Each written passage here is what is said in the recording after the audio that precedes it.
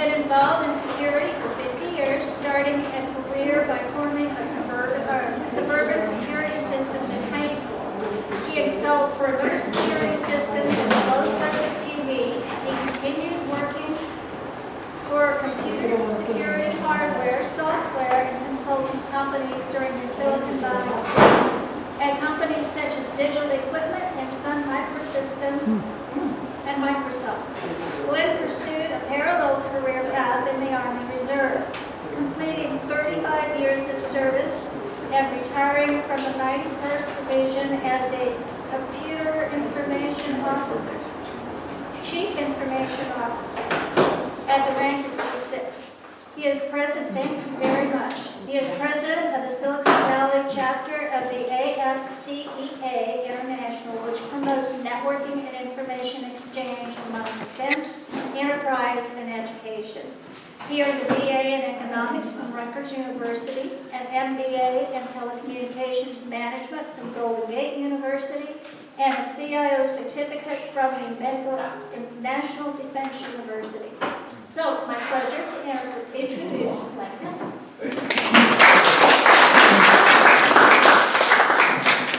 Well, it's always great to talk to my fellow Kenyatta Cobras. So this is going to be a lot of information. Some of it I'm going to have to go through. Well, we'll see how we pace it. But because there's so much information, I really appreciate if you hold your questions to the end. Okay? Because otherwise we'll be here all day. I guarantee it. But before I get started here, I'd just like to hear anybody who cares to share. What do you think AI is, and why should you care? Anybody? I think it's that the little guy who was on Jeopardy about 5 years ago and Feed the Crow. Yeah. Anyone else? I think it's two nice vowels. Okay, Jan? I figured out where it was in my computer, and it made my Christmas letter just nice. Okay, that's good. I think it's Big Brother. Bruce? That's statistical parrot. Okay. All right, Jerry? Good. Well, I think it's my grandson.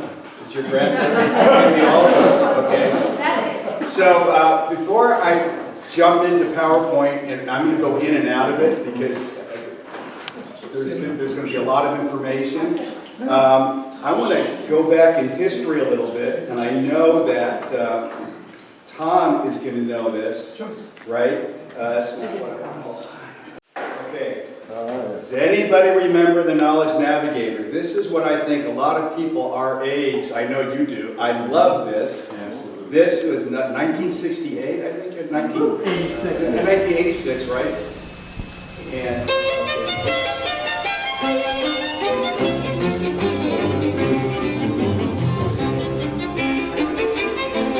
this is what people think AI is, right?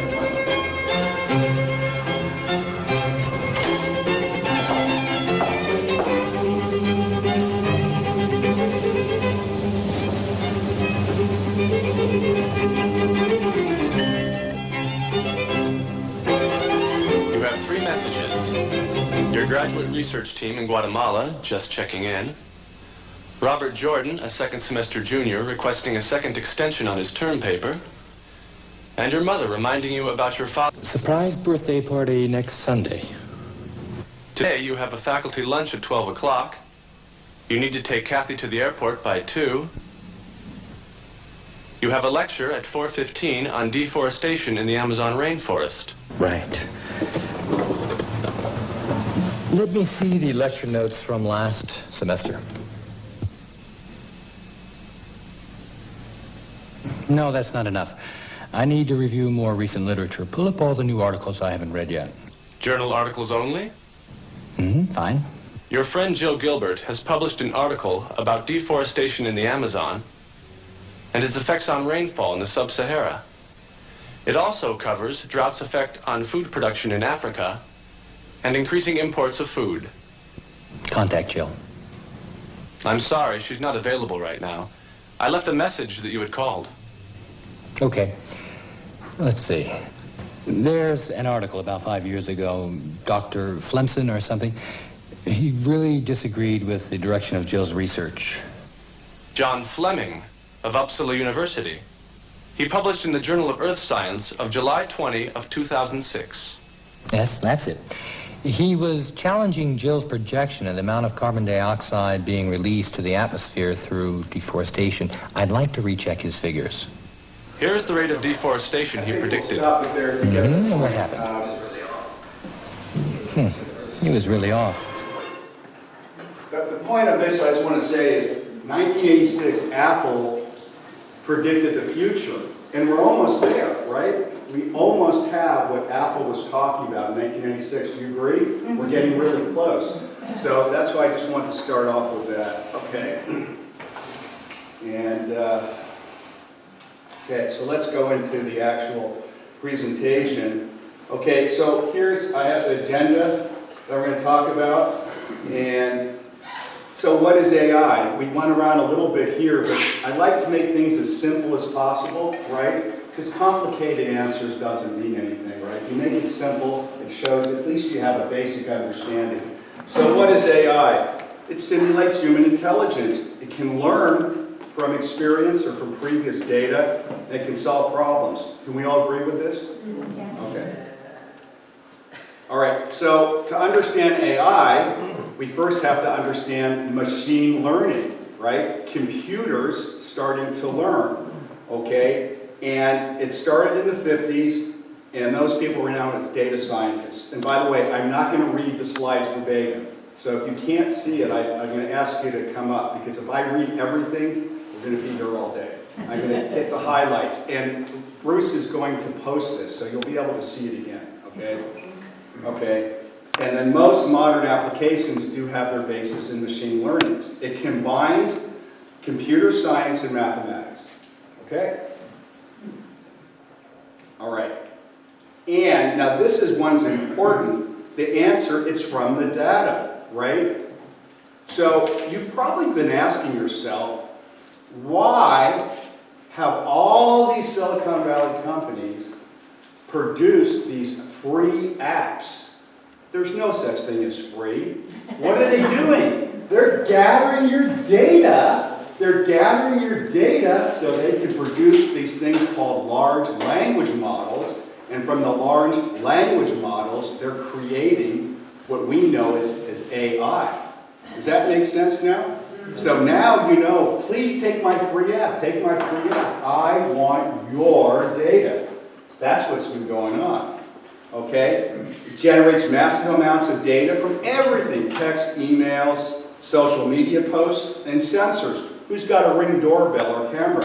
I just put one in. I know Paul's got lots of them, Paul Feldman. Why is this such a great deal? Again, the data. All that information is going in this case, to Amazon, and they're gathering all this information, and they're building these large language models. Does that make sense now? Yeah. That's what's going on, folks. There's no privacy anymore. All that data is in these big, giant databases. Is there a definition for data? Is there a definite? I think data is information. Does anyone have a better? That's as good as I can think. Yeah. I mean, so every activity that we do online. Everything. That's data. Not Okay. to be mistaken with facts, because it has nothing to do with facts. Right. It's just information. It's data. It's bits. It's ones and zeros, essentially. Okay. Perfect. Data scientists can then use this data, tomatoes, whatever you like, to train machine learning models to make predictions and inferences, okay? And capturing the relationship between data, right? And you're going to see a slide. The next slide, it's not that great, but it was generated by AI. So like I said, I asked ChatGPT to create an image of machine learning that can be used to enable the identification of wildflowers. And this is what it came up with. Now, the words aren't exactly right, but basically it almost instantaneously came up with this is the flow to create an app that could identify wildflowers. Okay? That's just a very simple example. Okay, now, AI and machine learning. Okay, AI is a field of computer science for creating systems capable of performing tasks that typically require human intelligence. Now we're getting into the AI function, right? Building on machine learning. okay? And AI is the broader concept, while machine learning is specific to achieving AI. Some of the applications, and we're going to go over all of this: image recognition, natural language processing, and recommendations, okay? All right, now, buckle your seatbelt, because I'm going to switch now to this really incredible timeline. And I'm so glad I found it, because otherwise it would have been death by PowerPoint. And I started doing this. But what I'm going to do now, and you're really going to enjoy this, is I am going to show you a timeline of significant facts and accomplishments within the history of computing that brought us to where we are today. Does that make sense? Yeah. Okay. So I'm going to click on certain places in time that I think are relevant. If you see something and say, I really want to know more about that, we can take a look at it. This is where we start. Okay? Everyone remembers Alan Turing, right? He created the whole idea of the Turing test, right? Could a machine present itself and convince you that it was a human being? That was in 1950. 70K. You have to add one. All these things were for 24, so I'm not going to add one to everyone. So if everyone challenges me, it's actually 75 years ago now, because it's 2025, right? So this is our test. Can we do that? Well, could be, could be. So, publishing Computing Machinery and Intelligence, okay? Where's my list here? Here it is. Okay. This one, it was very significant. You may have heard about this. The Dartmouth Conference, okay? This is very significant. So in the summer of 1956, the leaders in computing went to Dartmouth University during the summer, right? And they basically came up with the idea and the possibilities of creating AI, okay? And it establishes AI as an interdisciplinary field of study. 1956. So we're going to jump 50, 56. It's going to go quickly, but then when we get to the current, it's like massive explosion, right? But just showing you, it took a while, okay? Let's see what else we should look at. All right, I like this one. You may have heard this. People have lived in the area. Did anyone hear about the Mison project at Stanford? Does that ring a bell to anybody? Somebody. I was at Stanford for years, and that's not one of the ones that... Okay. Well, basically, this was an early implementation of an expert system, right, for diagnosing bacterial infections. And it was a major milestone in using AI in medical diagnosis. Knowledge-based systems. So I worked for a company called Technology. Does anyone... That was a Silicon Valley company. And Technology was an expert system. It was based on a language called LISP, L-I-S-P, LISP processing.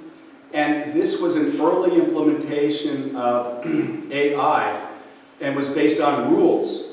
And what Technology did was, their big claim to fame was, they worked with General Electric, locomotive division. You know, General Electric, maybe some of you know this, used to be the major manufacturer of locomotive engines, right? And so you had all these engineers that had all the knowledge up here, right? And they were getting to retire. And they were very concerned, how are we going to capture the knowledge of these experts? It was just a handful of them. When an engine comes in, there's a problem. So they captured it with rules. It's like, if this happens, then, if then, if then. That was an expert system. And it got some play, but it wasn't what we know of AI today, which are layered neural networks, networks on top of each other that can communicate with each other. And that's really great timing here. You see it says 75? Look what happened next. From about 1973, you know, or 74, give or take, 6 years, to January 80, it was called the first AI winter. All this money, all this hype, we know about hype, right, in Silicon Valley? This was huge hype. AI is going to solve all these problems, and it didn't deliver because it was fairly flat. They didn't have the depth and power to really solve problems, so they called it an AI winter. So that lasted until 1980. Everything's January 1st. Don't worry about the exact date. Okay, so now let me move this timeline. All right, and we're not going to go over everyone, but there's breakthroughs and reinforcement learning. This one people should remember. Remember Big Blue with Gary Kasparov with IBM's Big Blue, their big, massive mainframe computer? So now we have a computer, right, that learned many, not all of them, but I'm sure it's infinite number of chess moves, right, and beat Gary Kasparov, okay? So we're making progress now. That was 27 years. Let me go a little bit faster now. Okay, yeah, IBM's Watson on Jeopardy. Okay, neural network breakthrough. What does this mean? Okay, so in 2012, Google's deep neural network model, known as Google Brain, achieved more breakthroughs on recognition and computer vision, right? Because computer vision, visuals are part of what we know as AI today. So that happened in 2012. All right, let's go a little further. Okay, I need to expand this now because a lot of things are happening here. All right, there's Siri's digital assistant, Microsoft launches things. All right, I'm going to stop here, but you can see this is available. I should have put this in the link, but I can, if you're interested, I can get you this, okay? So you can basically see that it started off slowly and now it's accelerating, right? Everything's happening. Okay, and we're going to go back to the PowerPoint. Okay, so that's a quick history. Very quick. All right, now this is what most of us know about AI. It's the digital assistants, right? What are they? They're computer programs that can understand us, right? Respond to human language. And they're trained on a vast amount of data. And we talked about that at the beginning. Where does this data come from, right? And you've probably all heard these lawsuits, you know, people being sued, Google and Meta, you know, Google taking everything that was written, right, and then putting it in these models because they needed data. It's like a junkie. Those CAPTCHA that, you know, when you try to log in, that's getting data. Data, data, data. Without data, it can't work. Okay? And what can it do? You know, write and edit text, help with emails, etc. And we're actually going to do some demos because I know that's what you want to see. Well, I'll ask that question in a minute. Okay, so this is what most of us know as AI, right? Raise your hand if you use Apple Siri or Amazon Alexa, the Google Assistant, or Microsoft Cortana. See, a lot of you don't have your hands up. Okay. You don't use any of them. Okay. Well, you don't. You know, if you. Well, let's do this right now. Okay. Let me see. That's me. So this is an iPhone 18 with Apple Intelligence, which basically means it connects into ChatGPT. Siri, who's going to win the Super Bowl? Kansas City Chiefs. Okay, one. But anyway, this is part of it. We talk to Siri, right? On any device. You don't. Then don't. You don't have to. Basically, everything now is everything is listening to you. You're pretty right. Well, I just read today that actually Apple is just going to settle on a lawsuit that Siri was listening, right? And so anybody that's had an Apple device for so many years, you may get $20 or something. So here's some features, right? Voice recognition, smart home device. Like at home, you know, I got Alexa. You know, when I talk to Alexa, or next to my bed, you can change the name, not to confuse it. I have another device. It's called Echo. Before I go to bed at night, they say, Echo, play ocean music, and it plays a very calming ocean sound. So there's a lot you can do. Real-time information, I mean weather, I mean Siri, what's the traffic going from Half Moon Bay to San Mateo right now? Traffic to Half Moon Bay, California is light, so it's cheap. Okay. You get it. All right. That's not what I wanted. Okay. So, okay. ChatBots, right? Who's heard of ChatGPT? Heard of it. Okay. You want to know what it is and how it works? I'm going to show you. Right? Well, I think that's going to help everybody. If one or two, or some of you start using a chatbot in your life to help you with things, you're going to be, it's amazing. Okay? And I'm going to show you that. Is it going to clean the floors? No, that's your Roomba. Which is robotics, right? It's on that timeline, by the way. The Copilot is Microsoft's implementation of ChatGPT. Comes from a company called OpenAI, right? Claude is another chatbot from a company called Anthropic. And Anthropic split off from OpenAI because they had concerns about ethical boundaries and they made it safer, right? And then Gemini it's from Google. It used to be Google Bard, has become Gemini. Now, I know I'm throwing out a lot of terms. I don't expect you to remember it. You can always say, Glenn, can you come to the clubhouse, have a cup of coffee? I'm happy to come talk to you. I'm just exposing you to all these things. Okay, now, let's have some fun. And let's go use some of these chatbots. Okay. All right. So let's use ChatGPT. Who wants to ask ChatGPT something? Anything, like recipe for brownies. What's the best way to get to Fresno now? Anything. Go ahead, Jan. A good recipe for cabbage soup. A good recipe for cabbage soup.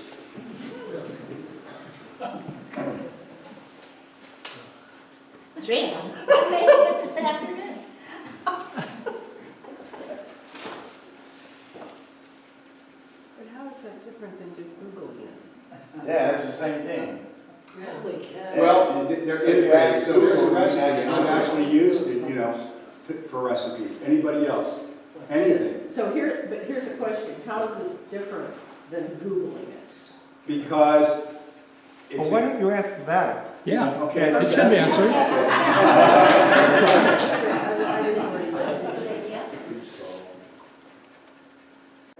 Questions of the content. Hi there. I just want to share how thrilled I am to work with you, and I can't wait to get started. So what's the game plan? How is the use of a chatbot different from an internet search? Once use my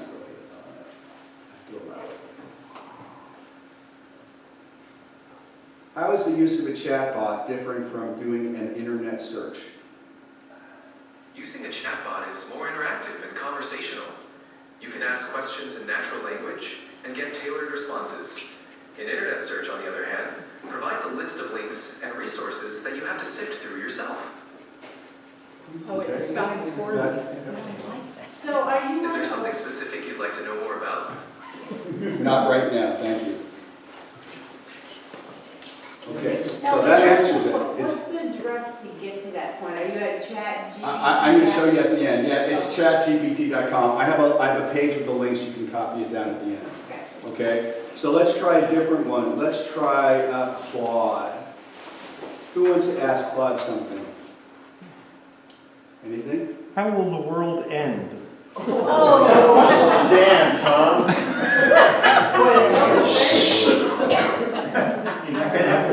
Don't you remember? Fire, water. There you go, right? Fire next time. Blood. Yeah. Yeah, I don't want that. Okay, so let me see if I can make this bigger. Obviously, I'm not a Bible.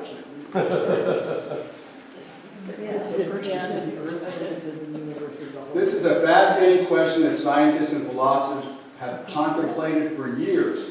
No, centuries. Centuries. There are several scientific plausible scenarios. Anyway, you can see it. It answered it.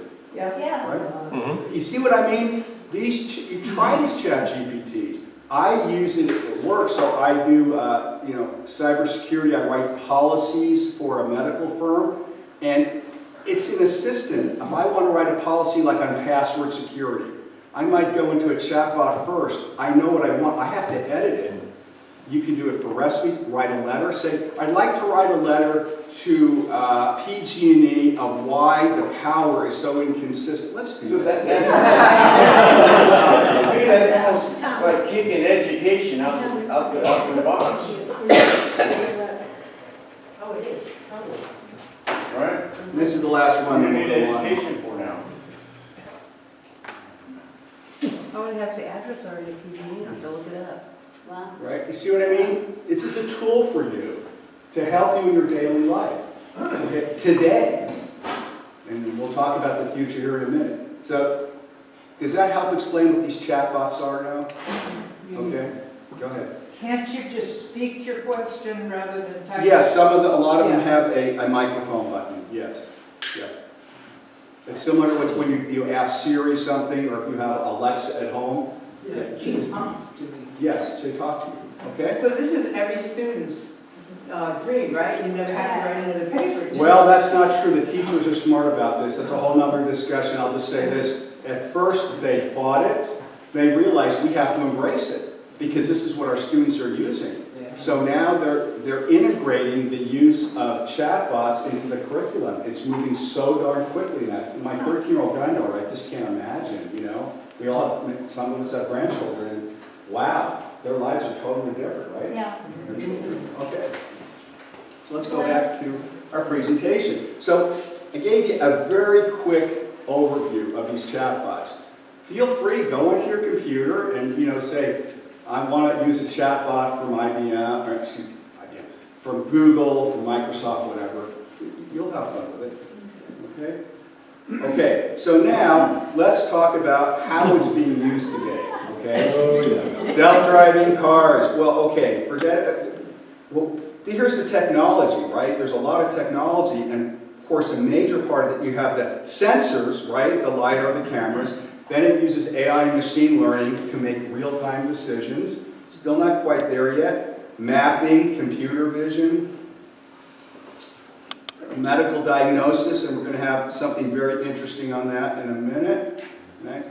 And image recognition. Did you know that today, the AI reading of radiology is more accurate than the radiologist? But they're using it again as a tool, right, to help validate their findings, and it helps them to be more efficient, okay? Electronic medical records, a lot of us log into our portals, right, for our doctors, right? Health monitors, I mean, the Apple Watch is great. I have blood oxygen, you know, it tells them if there's AFib, that's going to get more and more and more. Genetic testing, okay. Personalized recommendations, right? You just saw it there on the chat. If you start using the chatbot, right, if you log into it, right, it knows, hey, this is Glenn. Glenn's been asking about his AI presentation. Or he's been asking about recipes for bok choy, and they get to know you. It could be a little scary, or it's good. Again, you have to determine how comfortable you are with using these chatbots and AI. You know, don't give it really personal information. I wouldn't do that. But you could say, you know, give me a recipe. What's the best? When should I leave to go visit my grandchildren? You know, check the weather, things like that. Okay. Now, what applications are using AI? You probably realize that, right? Who has Netflix, right? Or uses Amazon? How come they come up and say, Glenn, you may like this murder mystery? Or, you know what? You've been buying cat litter. There's a new brand, right? This is all AI. It's based on data, right? So you've been using AI whether you know it or not, right? This is the use of it. So how do you control it? Great question. On most of the applications, I think all of them in the settings, there will be settings but you can control what information is used. Right. Matter of fact, in California, we have CCPA, California Consumer Protection Act. When you go to a website, you know that window that pops up, what do you want to use? California has the strictest U.S. regulation. It's based on the European GDPR. General Data Protection Regulation, something like that, right? So in California, every website has to have it, okay? If you're using an app, you have to go into the app settings. So what you're talking about is the cookies? It's not the cookies, it's the You settings. don't have to go to the bakery to get No, you don't have to go to the bakery, but the cookies is what that pop-up is, it controls the Right. cookies. Okay, we're gonna keep going, yes? When you ask who's got an example of AI, Mhm. what I come back to is HAL. Remember the movie? Oh, Hal, right, Hal was an AI, great, Hal thank you, was an 2001. AI, Yes, yes, absolutely, yep. Are you going to address those concerns? I'm not going to talk about Hal, but that's great. Okay. Hal's a friend of mine. No. So I got a couple of slides on facial recognition. I'm going to go through it quickly. I'm not going to read everything. But basically, you know, who's flown lately, right? It's facial recognition, right? This is database. So this is basically how it works. It's pulling this information. This is how it works, right? Here are the applications for facial recognition, security and access control like the airport, right? Unlock your device. Who unlocks their phone? Who has an iPhone? Right, see? So, okay, law enforcement, payment systems, photo organizations. Here's some of the technical components. This is probably more you wanted to know, but I wanted to get facial recognition in there. And challenges, so we can talk about this, right? There has been lawsuits, right? When this facial rec first came out, guess what? It was trained on Anglos, right? Yeah. And minorities, there have been a lot of travesties done. People have been arrested, incarcerated because they were false positives. They're working on that, right? So concerns, privacy concerns, legal regulations, right? That's all part of it. What about identical twins? That's a murder mystery. Okay. All right. So we've gone through a lot of information, right, so far. We'll take, yes. So a lot of these things come into being, they're used, and then you find the challenges or the misuse of it. So what about the people, and I've read a little bit about this, who are looking at the regulations and thinking about the consequences? So are you going to address that? A little bit at the end, yes. I am going to talk about that. But let me just say this about that, and I'm being very serious. Yeah. We live in a representative government, a democracy. We have elected representatives. And I contact my state representatives and sometimes my federal representatives. If you have a concern, absolutely contact your representatives. Because the more they hear from their constituency, the more they're going to bring it up at the state and federal level. So I think it is very important if you have concerns. Quick question, I got to know. No, it's not a question, it's an information. Okay.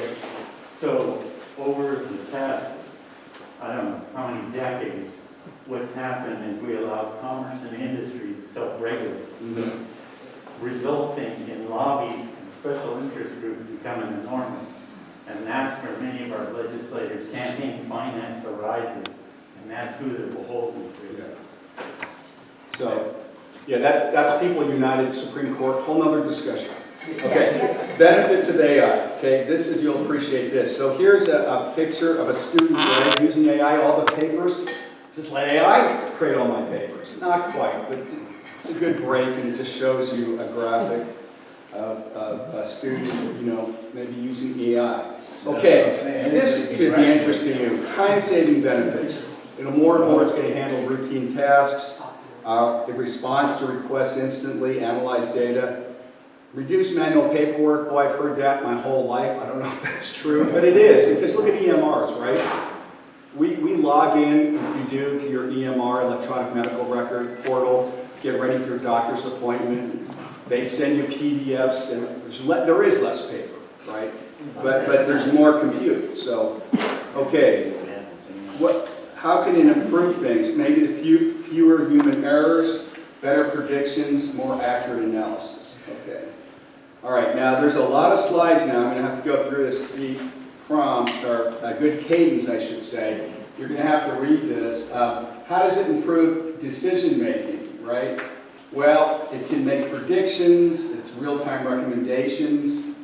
Risk management, that's one of my areas. Potential risks and offer mitigation strategies, and personalization. Okay? Productivity, okay? Automation of repetitive tasks, intelligent resource management, optimize resources, and continually learn and adapt. Okay? Personalized experiences. Okay? It can make personalized recommendations. Again, targeted marketing. We talked about this. We talked about virtual assistants, whether it's Siri, Alexa, and it predicts what you want. So hopefully it gives you a better experience. Okay, I love healthcare, right? We talked about x-rays. It's doing a great job with reading x-rays that makes our health better, right? It's predicting, trying to find maybe a cancer early, okay? We're getting more into personalized medicine, based on your genetics and your lifestyle and your family history. This is big. Drug discovery. I didn't put a slide on here, but has anyone heard about AI being used to identify proteins? Yeah. Right. That's huge for us. It's a massive leap forward in healthcare. Okay, so that's tremendous. But it does about the structure of proteins. The structure of proteins, right. Mm-hmm. And a lot of us have heard about Da Vinci, the robot that's made in Sunnyvale. So that's more and more is using AI. What is Da Vinci? Da Vinci is a robotic surgical system that gives you very fine motor control. So like when the surgeons train on it, they can be much more precise. And eventually it'll be used for remote medicine, like at a battlefield. You could have a robot performing surgery on a soldier with a skilled surgeon far away. So those things are going to help. Okay. Okay, now science, right? Really quickly, data analysis, environmental monitoring, and research. Okay, so advances in science. Now, sure everyone's thought about this, job displacement. Okay? Like, AI replaces repetitive tasks, reducing human jobs. I think we've all seen pictures of the robots, like in the warehouses, picking up a piece of steel, or now in the Amazon warehouses.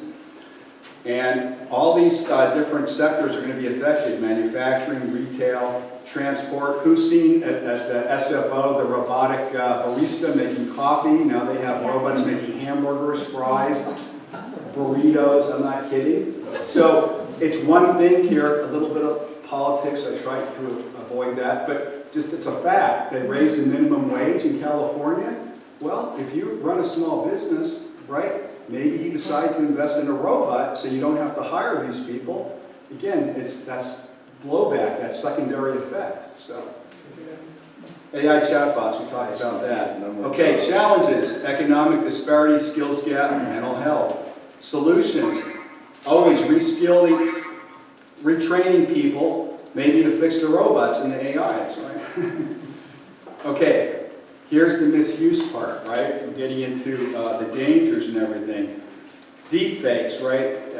You've maybe all seen, and I'm going to have a slide on this soon. I think have you seen where someone did a deep fake of Barack Obama? Yes. Right? It's getting harder and harder to tell. And this is where people in the cybersecurity business, right? We need to come up with ways to help you know if something is a fake. You get a phone call, your grandchild is in jail in Mexico or something. You've got to check with your friend or neighbor. Don't fall for this stuff, because I call them the malos, the bad people, the adversaries, right? They're just way ahead of this stuff. You've got to be really careful. Okay? Okay, the detection of misuse, regulations, and accountability. We do need ethical guidelines and AI governance. So that's something we all can get involved with, at least tracking that, supporting that. That has to happen. That's a huge discussion, not only in this country, but globally, right? Okay. Boy, I hope humans don't take over my job someday. There's the other extreme, right? All right. future of AI, I think we're tracking well. Okay. So here's just a picture AI generated of a man looking over a city that is totally AI integrated. There's autonomous vehicles running around. All the networks are talking to each other. It's just an AI generated picture just showing you, wow, what the future could look like. Okay. Possibilities, revolutioning diagnostics. We're already seeing this through advanced data analysis. Scientific research, we talked about the protein structure. Environment, right? More sustainable solutions. So it's going to really help us if we can keep the guardrails on. Okay, this study, if you see here, I got 2 slides from last month. 12/4, it was published. I think it happened earlier last year. This is a fascinating study. So an MD put a study together. He had 3 groups. The control group were physicians, just by themselves. The second group was physicians, and they could use a chatbot. And the third group was just a chatbot. And what they did was they gave them a printed diagnostics, right? I mean, they gave him what the symptoms were. Sorry. It was a paper. Here are the symptoms. Make the diagnosis. The chatbot by itself had the highest percentage of accuracy. So what does this mean? Well, even today, everyone won't ever go to WebMD to look things up. And then did you tell your doctor, hey, I got this Dr. B, I looked this up. You know, the smart doctors are going to welcome that, and the younger ones will. Well, what this doctor predicted is that we have chatbots today, right? And you can put in your symptoms, and then maybe you enter that into your EMR. Hey, this is how I'm feeling. This is what, Bard said, or this is what ChatGPT said. Please, get back to me. You're helping them. So more and more, you're going to be your own doctor. You're not taking the place of the doctor, but it's helping you. That doesn't include how the health insurance leaches formularies will affect. Yeah, that's totally different topic. Anyway, so this is a fascinating study that just came out. Now, this one, I really love. You know about personalized things? Look at this. In a minute, possibilities, education, create personalized learning. What is that? What's that company? Help me out, Tom. The guy, he has personalized learning for students. Khan Academy. Things like that, right? They're using now AI to have personalized lessons for students. So if someone's a little weak in this area, they work on it and that sort of thing. Okay? Augmenting human capabilities in professional fields. We talked about that with the medicine. Now, this just came out yesterday. Look at this. RabbiBot, an AI chatbot. This rabbi took all of his old sermons, right, loaded it into a chatbot like ChatGPT, and it created its own sermon, and then he, of course he had help, they created an image of him, his voice. He was in a synagogue. He played the lecture, everyone thought it was him, and then he stood up and said, it wasn't me, that was a synthetic voice, and the sermon was based on my old sermon. Just yesterday's paper, right? And then, during the service, the rabbi interacted with his chatbot, his large language model, and was giving answers as if it was the rabbi. Oh, wow. So, just think about this. How could you maybe use this in your life? Jan was in the medical field. We have people here, cognitive psychology, all these things. You could load up all your old lectures, all of your notes, and you may be surprised, right?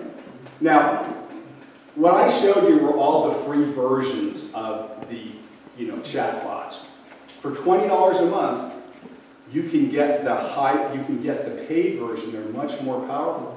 So if you actually have a need for that, that's pretty reasonable. Let's say you try it for a few months. You'd have a lot of fun with it. Okay, now concerns, right? Ethics, society, and safety, right? There's a lot of concerns with AI, and, people like, Bill Gates, and who was the other, some other notable, help me out here, notable scientists and mathematicians were very concerned, have been expressing, even Elon to it, I think. Anyway, people are concerned about it, and they're talking about it. Okay. Oh, could you go back to that? Yeah. That was pretty fast. Right. So safety, weapons, risk of autonomous weapons, I think that's a big one. Yep. What's the bottom one here? Cybersecurity. Yeah. Well, if anybody's interested, I brought 2 books, and this one might upset you a little bit. The book on the right is about AI in the defense community. It was written by a professor down at the Naval Postgraduate School and a colleague, and the one on the left, we really didn't talk about that, was Fei-Fei Li, who is a professor at Stanford who created a major breakthrough, ImageNet, where they loaded millions of images and they were able to tag them and help AI recognize images. So I have 2 books you can look at. Okay, addressing concerns about AI development, right? And the first one, if there's anything I want you to take away today is protecting your personal information. Use the chatbots, but do not put your personal information there. Obviously, you're not going to put in account numbers or credit card numbers or anything like that. But you can ask it to do things. Say, give me a recipe, give me directions, right? But don't put any personal information in there. There's no controls. Unless you had your own private AI, which you can get, a corporation, us individuals, it's not there yet. So don't put anything that's personal or private, right? And we want to make sure that AIs don't discriminate and that it's not treating anybody unfairly. And we want to make it easy to use, right? But still, you have to know what you're doing. You know, you drive a car, it has risks, right? But it has a lot of benefits. So same thing with AI. Okay, now we're getting towards the end. Key takeaways, right? Past, present, and future, right? We talked about how AI started, you know, with computer learning and Turing and everything else. We've had peaks and valleys of AI winter, and it's just progressing very quickly. That's the past. The present, it's transforming our world. It's no longer the past. The Knowledge Navigator is practically here, right? I've always loved that. I loved that video when it came out, and I think it was really prescient, and it makes sense for this talk, is we're just about here, right? We almost are. And it was interesting, I opened up that tablet, right? That was Apple really thinking ahead. In 1986, right, they didn't have iPads, they didn't have an iPhone, but they were thinking about it, right? That's Steve Jobs, right? Actually, it was John Scully at the time. Scully, right. But I mean, the big picture, you're right, Scully was in charge. Okay. So we have deep learning, neural networks, which we really didn't discuss, natural language processing, computer vision. Okay, a world of possibilities. Wow, medicine, it's already making a huge impact. Hopefully it does something for global challenges. Again, not getting the political, but it'll help definitely, I think, with hunger and disease. I don't know about poverty, quality of life. And ethical considerations, we really need to be aware of that. I mean, we've heard of universal basic income. They tried an experiment with that in Oakland. But think about this. Jump ahead 10, 20, 30 years. What happens if a majority of the jobs go away? There are going to have to be a universal basic income, because otherwise, we're not going to buy stuff. If we don't buy stuff, there is no economy. These are serious issues that, you know, our kids and grandkids are going to have to address. We not give you time for that, but yes. That's already happening. Sure. You know, we've got people that are getting paid minimum wage. How do you put enough money away for retirement? You don't have any benefits. Right. And we're seeing I agree. Okay, so AI, human, robot, shaking their hand, right? So now I'll open up for questions and discussions. Yes, Bob. Can you distinguish between AI and computing? And it can't be just responses, because I could make a digital computer to do that. It'd be hard, but you know, there is some distinction between, you know, AI and before they started saying that. But what's AI? What is AI? Well, again, we showed at the beginning, you know, first we had machine learning, right? What machines would learn, and then there was layers of information, and these neural networks, they could Is it neural networks? Is that where we? Yes. No, yes, yeah, that's a major part of it. Juanita. What country is our largest robot building state here? Oh, well, Japan and China. Huge, right. And I think many of us here, in our lifetime, we could have a robotic assistant, right? They're starting to roll out. And of course, Tesla now is a huge maker of androids. It's about to pop in the next couple of years. We'll see more robotic assistants. Robots at home. So, my help. Yes. Your wife's mad at you, you can't come in. Global impact. Does everybody, all the countries in the world have access to this? No. Okay. If you're a punitive regime, I mean, you know, Iran or Korea, even Russia, no, it's only the Western countries. I believe they have the technology, how they're using it, and how they allow the citizens to benefit from it. Yeah. Well, I guess my question is, when we're talking about the future, is there a possibility where the global warfare will be reduced between their chatbots and our chatbots? No, I'm being really serious about this. If we replace all these jobs and all the intelligence goes into the machine that we're using, will they be finding out? Well, one would hope so. Even today, weapons in the military are becoming more and more automated. Jet fighters, ground vehicles. If you've read anything now in the drones, right, going into the Ukrainian war. Fifth Element. Yeah. I have a brother-in-law that actually was a pilot that flew and dropped bombs, or had a drone that dropped bombs in Iraq, and he was in New Mexico. Mm-hmm. Right, yeah, the Reapers, the Predators. What about our air defense in the United States? Mm-hmm. We had the drones that they're talking about, the East Coast, the balloons. Why didn't technology catch them or know more about it? Or are they just not telling us? Well, that's right. There's a little bit of everything in that. Let me just go answer the one about what I understand happened with all the drones being sighted in New Jersey. Again, this is information that was put out. I'm not asking you to believe it, but allegedly, and I haven't researched, that's what I'm saying, allegedly there was a change in the FAA regulation that would allow drones to fly at night.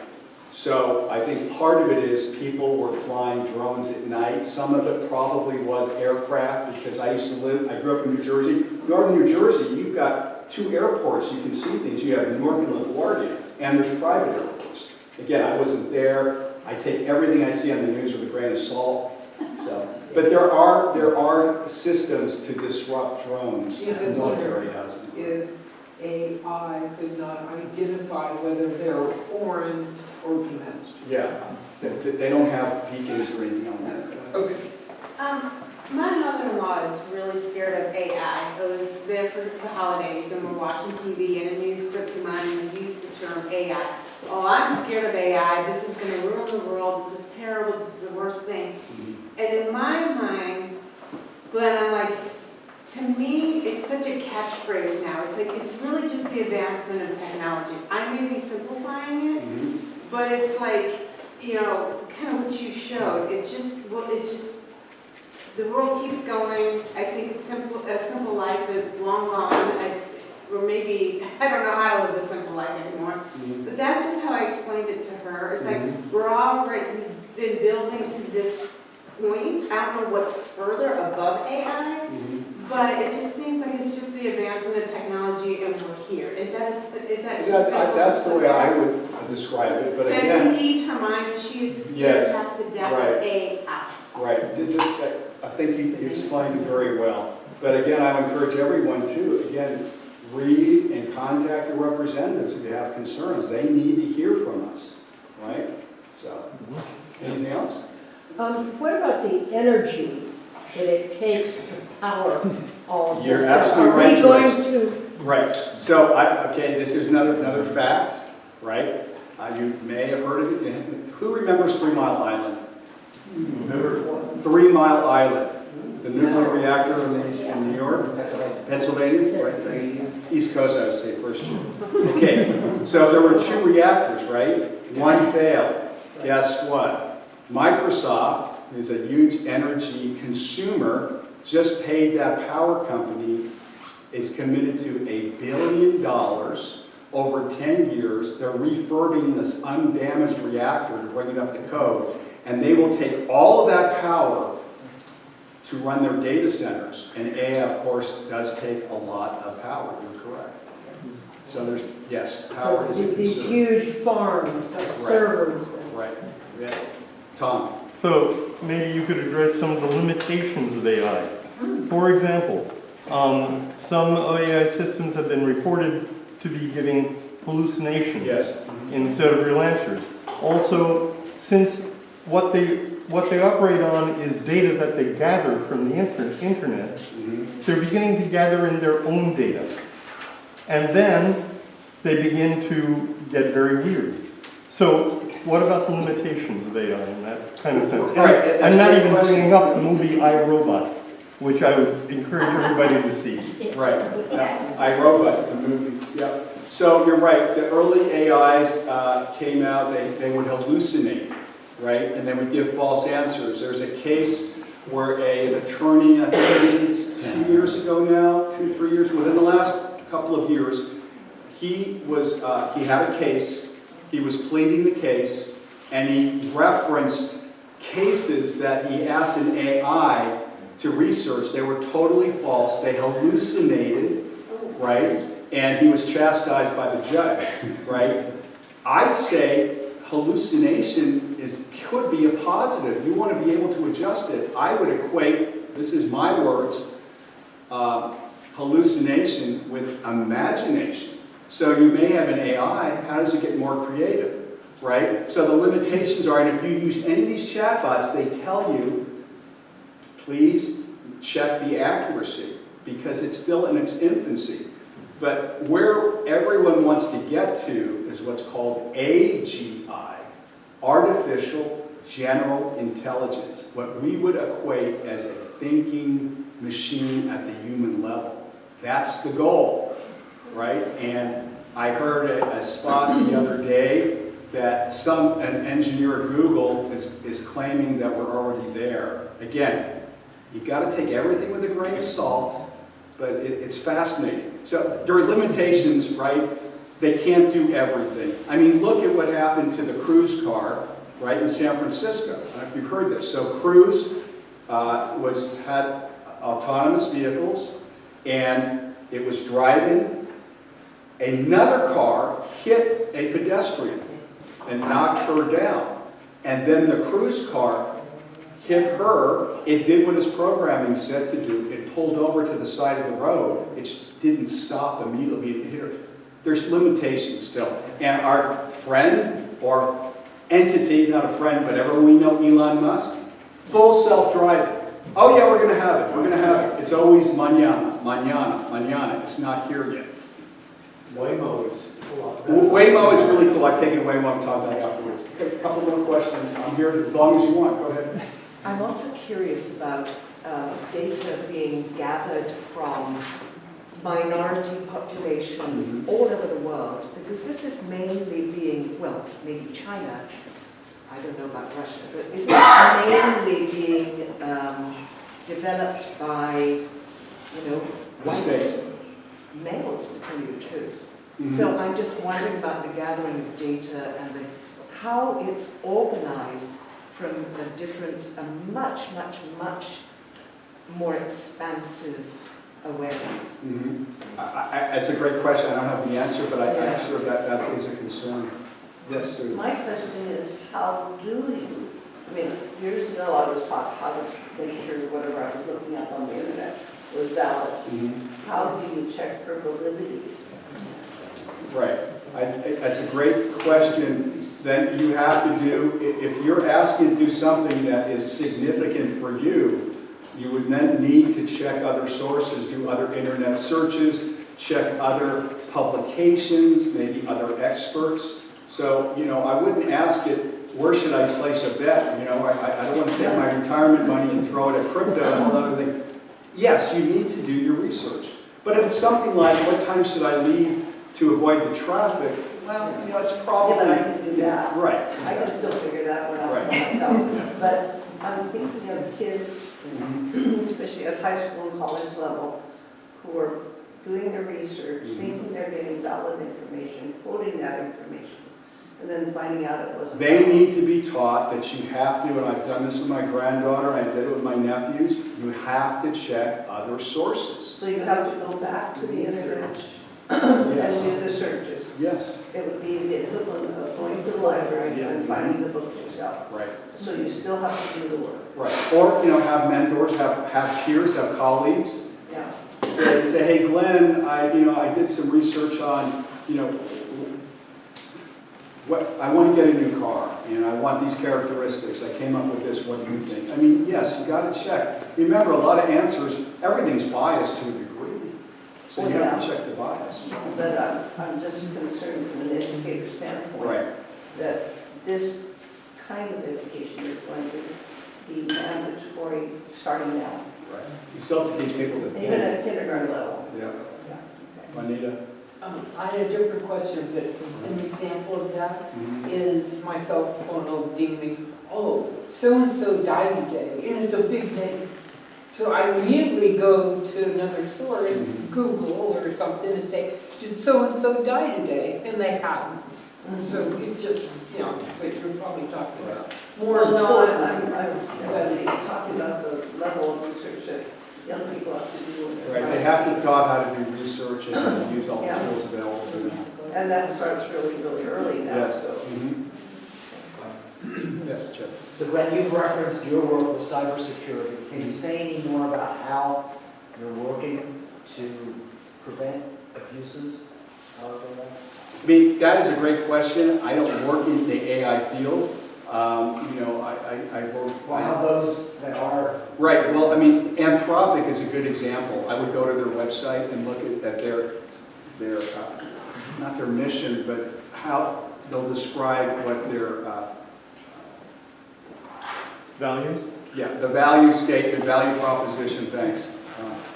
So I don't really know. It just, there's a lot of work being done on it. There's national level organizations, but David, you must have something to say. I haven't said anything else. Because he's in cognitive psychology. I just learned this. It's fascinating. Yeah, I wanted to raise the questions to me. The way that these AIs, they have an architecture based on the brain, and so they're learning to imitate what we can do. And when they get to AGI, artificial general intelligence, they can function pretty much like we do. But they'll get there through self-improvement. They'll stop needing us to train them, and they'll get there by themselves. Now, once they reach that point, what do you think they're going to do next? There's one more category they call artificial superintelligence. And the speculation of the people, most of them dealing in this field, are once they hit AGI, they will blow right back by it and become more intelligent than us. What does that mean for the future of our species? Thank you very much for bringing this up. Right. So I kind of answered that, and I'll talk about this offline because I want to wrap it up. I did, a few years ago, do 2 blog posts. The Borg meets the Matrix. So I'll leave it at that. All right. Anything else? How about a follow-up to this meeting? Do another one. Kind of offering that we all can come together again. Maybe I could collaborate with David on that. Yeah, let me just mention that. I've been studying and working in this field for my entire life. I still live and breathe it. If you would like more, and I could go into more particulars and more in the future, I'd love to do one of these things. I think David's the next presenter. What do you think? Okay. So here are the links I talked about, right? Okay, and again, it's, you just search on ChatGPT, Copilot, Microsoft, Anthropic, Perplexity, Google. There's more, but here's some links, right? And I think that's it. Thank you. Glenn, thank you.